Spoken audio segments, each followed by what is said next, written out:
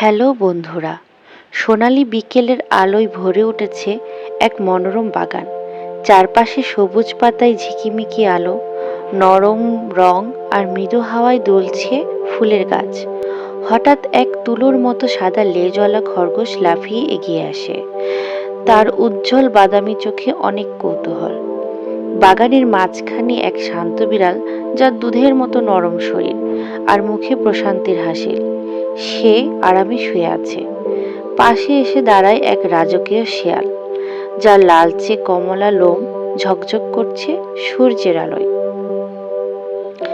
শেয়াল হঠাৎ করে জিজ্ঞেস করলো, খরগোশ ভাই ও বিড়াল ভাই, তোমরা কি আমার সাথে বন্ধুত্ব করবে?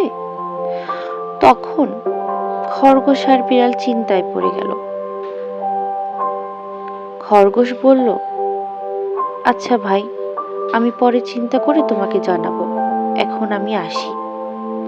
তখন খরগোশ আস্তে আস্তে ওখান থেকে চলে গেল। এক ধূসর কাঠবিড়ালি গাছ বেয়ে উঠেছে। তার নাক কাঁপছে উত্তেজনায়। সে ভাবছে, ওরে বাবা, এ কি ঘটনা! শিয়াল করবে বন্ধুত্ব? আমি এখান থেকে পালাই। সে এই গাছ থেকে ও গাছ পালিয়ে বেড়াচ্ছে। উপরে উড়ে বেড়াচ্ছে দুই পাখি, একটি নীল ব্লুজে আর একটি সুরেলা রবিন, যারা তাদের গান দিয়ে ভরিয়ে দিচ্ছে বাতাস। সবাই যেন এক অদ্ভুত বন্ধনে জড়ানো, শব্দহীন হাসিতে, উষ্ণ চোখে আর নিঃশব্দ ভালোবাসায়। ধন্যবাদ। যদি গল্পটি ভালো লেগে থাকে, চ্যানেলটি সাবস্ক্রাইব করতে ভুলবেন না।